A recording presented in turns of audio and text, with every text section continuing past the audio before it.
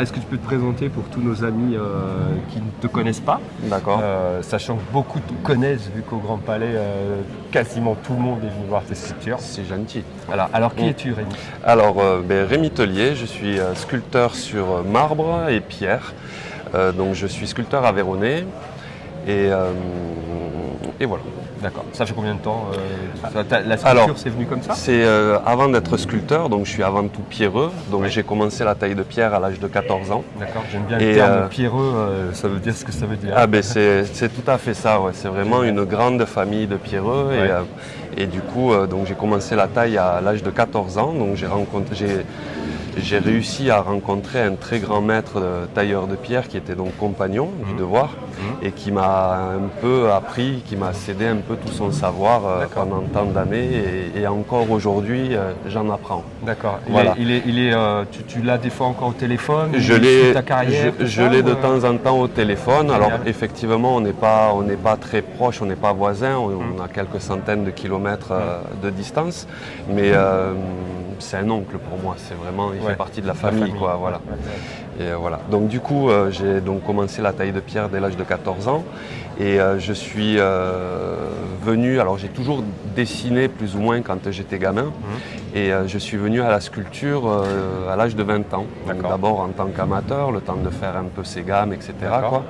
Et puis voilà, donc j'ai grandi à Toulouse en fin de compte. J'ai grandi à Toulouse et je suis arrivé dans l'Aveyron, donc une maison de famille qu'on a récupérée avec mon épouse. Et donc à l'âge de 24 ans, et là je me suis lancé en tant qu'artisan maçon de pierre, tailleur de pierre. Donc je faisais déjà un petit peu de sculpture.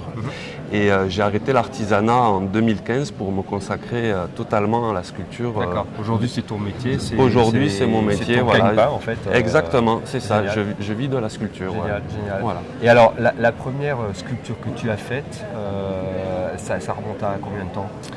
Alors du coup la première sculpture que j'ai faite, c'était, donc j'avais 20 ans, c'était en 2002. Donc je l'ai offert à mon père. Donc sur un calcaire tendre, c'était quelque chose de très classique, c'était un bas-relief en fait, donc c'est à peine fouillé dans la pierre et c'était une corne d'abondance avec voilà, tout un panel de fruits dans la corne. C'est un cadeau du fils au père pour le remercier de t'avoir aussi mis un peu sur le caillou on peut dire ça comme ça, mais c'est surtout que quand j'ai commencé, c'était vraiment, comme je te disais, en tant qu'amateur, donc je ne me voyais pas garder mes sculptures. C'était vraiment pour offrir, pour faire plaisir. Donc c'était important pour moi que ce soit mon père qui est la première. Qui est la première, voilà, génial. Exactement. Génial, super.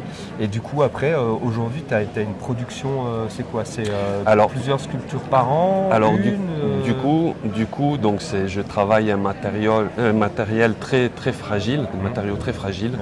Et donc avec des sculptures, avec des détails, j'essaye de pousser le figuratif au plus possible. Donc c'est des pièces qui me demandent énormément de temps. Celle que j'expose là au Grand Palais, la Memento Mori, m'a demandé 8 mois de travail. Donc du coup voilà, c'est une pièce par an en général et quand c'est vraiment monumental, c'est une pièce tous les 2 ans. D'accord. Et à partir d'une pièce, est-ce que tu crées du bronze ou tu peux créer les mêmes en plus petit? J'ai eu l'expérience dernièrement quand j'ai exposé l'œuvre Le Messager au Grand Palais en 2019. Et donc beaucoup de gens étaient attirés par cette sculpture, mais c'est vrai qu'une sculpture de 2 mètres de haut en marbre, donc d'un poids d'1 tonne, c'est pas évident de mettre dans le salon ou autre. Donc du coup on m'a demandé si je pouvais faire des miniatures en bronze, donc c'est ce que j'ai fait. Donc là par contre j'ai fait appel à une entreprise de scan pour être fidèle réellement à la sculpture. Et donc du coup après je travaille avec Fondeur et voilà, donc sur une série de 12 bronzes, j'en ai déjà vendu la moitié, donc ce qui me permet également de vivre. Ça ne m'étonne pas parce que cette sculpture elle a marqué ton entrée aux artistes français déjà.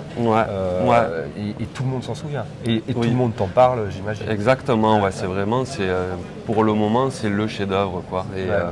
Et c'est vrai que donc j'avais passé 18 mois de sculpture dessus et pour ma première entrée au Salon des artistes français, je voulais réellement marquer le coup. Bien sûr. Voilà. Bon, bah, génial, génial.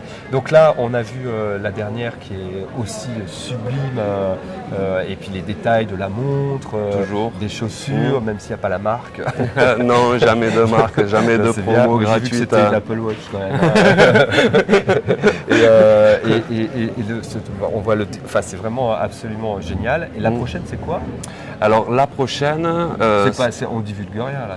Ah non, carrément pas, non, c'est nickel.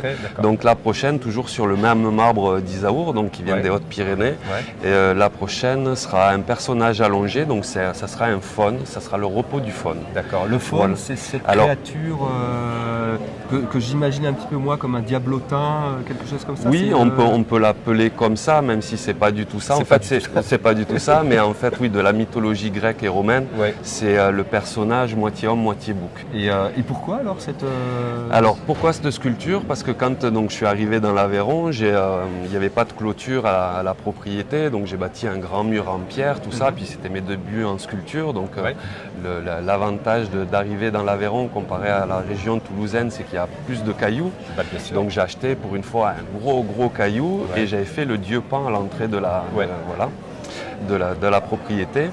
Et donc du coup j'avais posé pour cette sculpture, mais j'avais pas du tout la technique que j'ai aujourd'hui. D'accord. Donc du coup je voulais reprendre le thème avec la technique que j'avais, l'expérience, que j'avais.